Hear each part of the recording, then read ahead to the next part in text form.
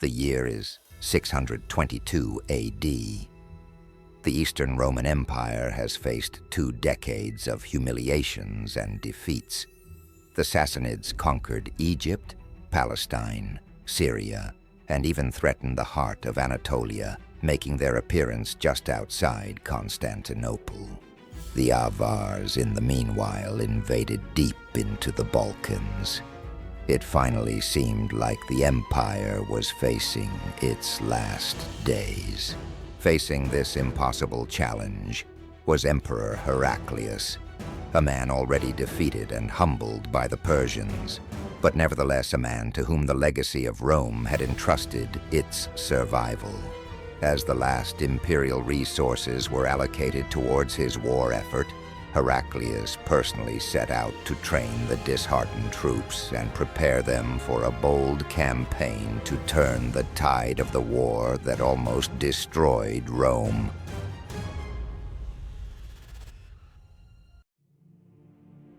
It was in the summer of 622 that Heraclius would start his offensive. Alongside him, a moderately large army, no bigger than 30,000 men.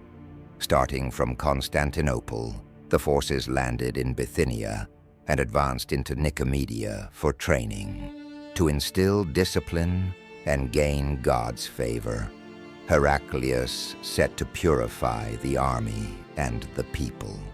He ordered 3 days of fasting and prayer for the troops, while monasteries and churches also contributed to the war effort. Heraclius's goal was simple. Neither he nor his men were ready for a full-scale offensive against the Sassanids. The campaign of that year would be an expedition to restore morale to the army and let the people of the remaining parts of the East know that the emperor still got their back, despite the Sasanian advances. The Roman force started its careful march towards the east in the beginning of autumn, with the goal to reach Pontus. Their actions, as anticipated, caught the attention of the Sassanids, who were ransacking Cappadocia at the time. Heraclius was exposed. The Sassanids could not lose this opportunity. Khosraw ordered Sharbaraz, stationed in Egypt, to attack the force of Heraclius.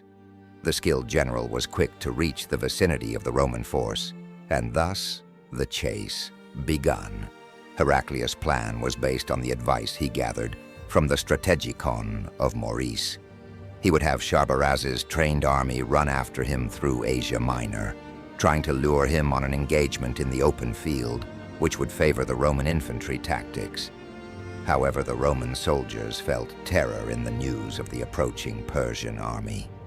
The tales of the Persian victories and the subsequent brutalities in Antioch and Jerusalem, coupled with the capture of the Holy Cross, instigated a severe moral hit on the Romans, who had thus become dreadful of the Persians and their leaders, performing their march under constant pressure.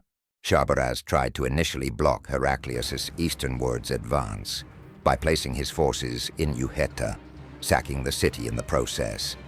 Heraclius, foreseeing the Sassanid plan, outmaneuvered his force around the Persians, using a series of feint attacks. In turn, Sharbaraz tried to also outmaneuver Heraclius, an action which led to failure. Heraclius then encamped his army on a flat plain, which deterred the Persians from attacking. As indicated in the strategikon, it would be in the end of autumn that Heraclius would then deploy a common trick to lure the Persians out of their positions. He sent a small force to be chased by the Sassanids, who, tired from the long campaign, fell into Heraclius's trap. It was the perfect setting: a flat plain, cold weather, and a surprise attack. The Optimates, the elite troops of the empire, massacred the Persians. Heraclius's genius was proven in this tactical victory near Ophlimus. After 2 decades of war, the Sassanids were defeated. It was time to finally turn the tide, but there was still much way to go. Sharbaraz managed to retreat without many losses, and Heraclius was forced to turn back to Constantinople as one more enemy awaited him close to the capital, the Avars. Their intentions had been made clear. After pillaging the Balkan interior, they had set their sight on the ultimate price, Constantinople. With the city's outskirts already on fire, Heraclius had no choice. He offered the Khagan 200,000 solidi as a tribute, as well as his own son and nephew as hostages. But Heraclius knew that he was just buying some time. The Avars would be back, but he first needed to deal with the Sassanids, and this time he would do so with the most daring campaign in Roman history.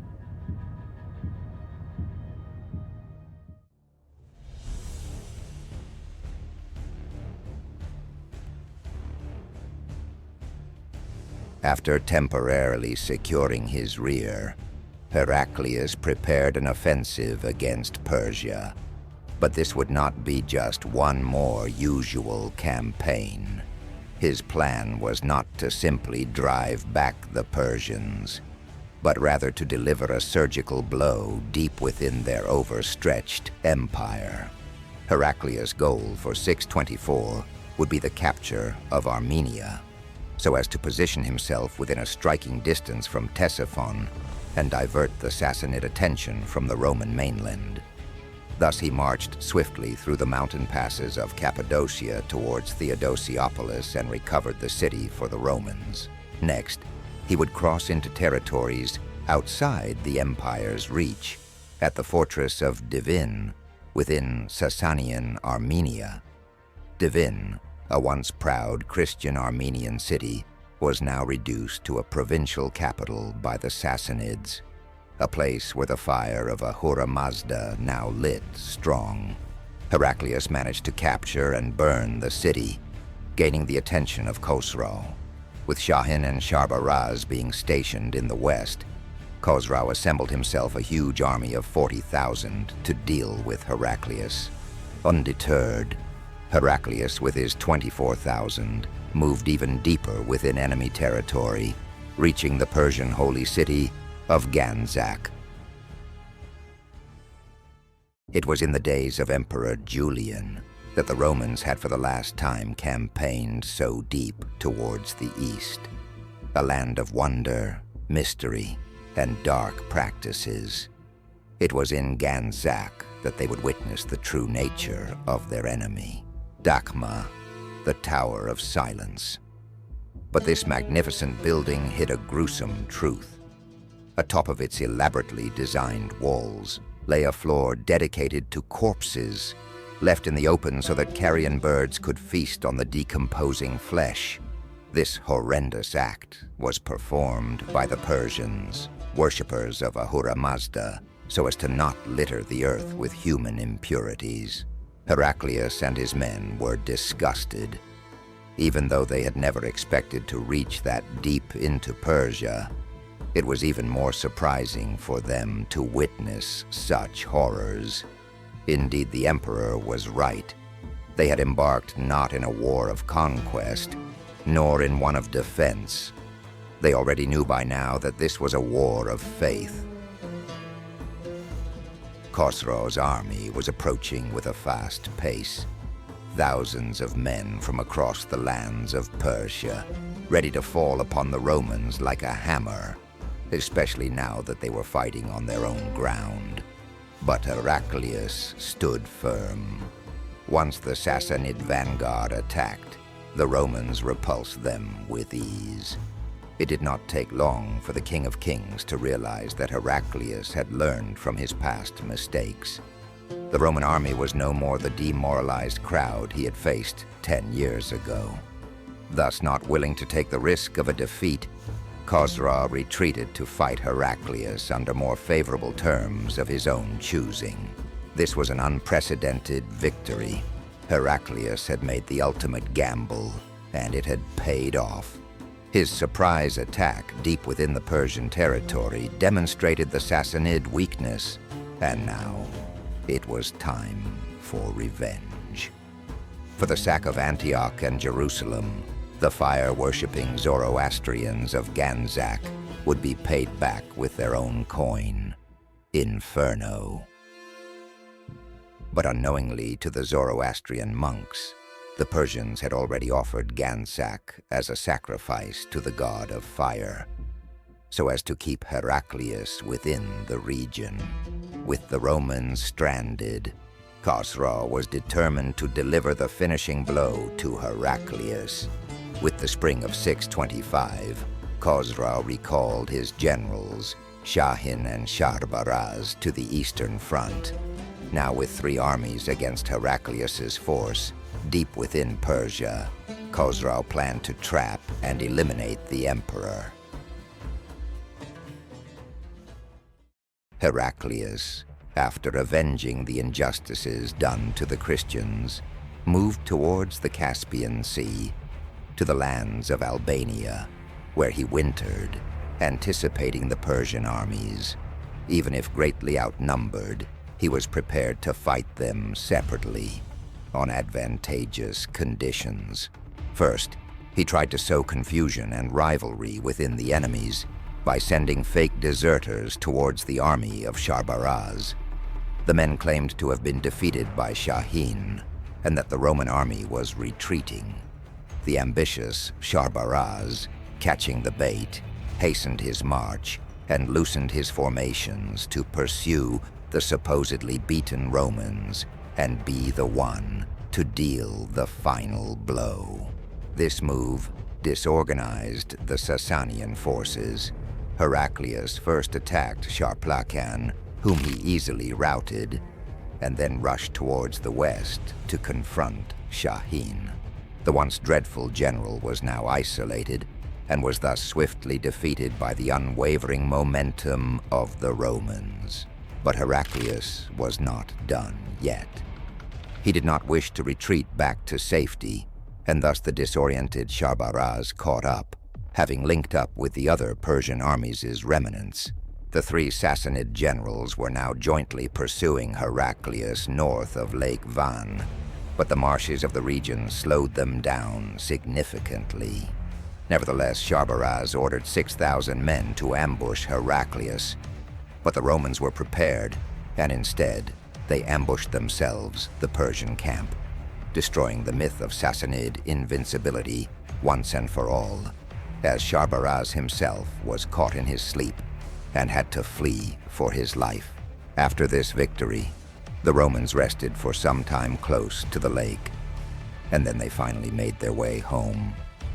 First, however, they would recapture 2 more fortresses, Amida and Martyropolis on the north of the Tigris River, but the Persians would make one final attempt to eliminate Heraclius' army and began their pursuit once more, having now recovered from their defeats.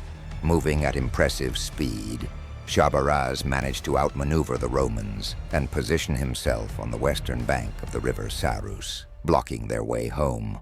Now, even though Heraclius and his men had managed to beat all the odds, everything could go to waste if they didn't manage to return safely back to their posts.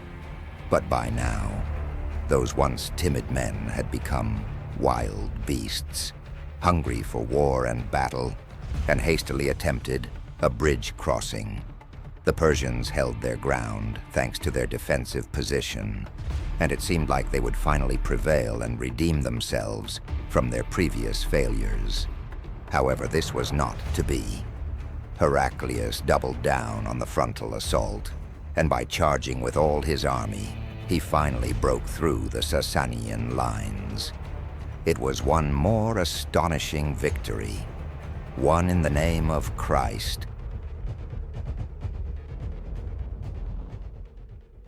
Now finally the Romans could return home, after having stubbed the Persian beast in its soft spot and narrowly escaping from its jaws. Heraclius finally proved his worth, having beaten the enemies that almost brought him down 10 years before, and having his great gambles pay off. He had taken a relatively inexperienced army of 24,000 and beat enemies numbering many times his size, Through brilliant cunning and military strategy, he avenged the desecration of Christianity's most holy sites, and most importantly, he showed the world that the Persians can bleed.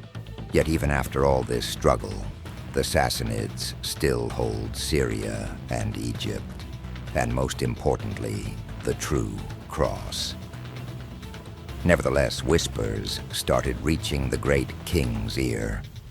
The illusion of his invincibility was shattered, and people started to notice. The now paranoid Khosraw refuses peace talks, each loss only fueling his lust for revenge. A most devious plan was on the making. If he could not beat Heraclius on the battlefield, he would find another way. Dark clouds gather over Constantinople. The King of Kings makes a pact with the demons of the steppes, living south of the Danube. The Avars are back.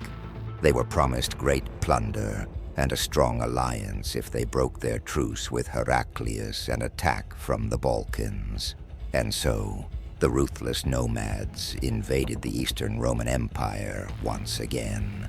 And after they savagely ravaged the countryside, they laid siege on Constantinople. Smoke and blood was in the air, and with the emperor far away in the east, only a miracle could save the Queen of Cities. Surrounded on all sides, and with peace being further away than ever before, Heraclius, armed with the prayers of his people, had no option but to continue the fight to the death.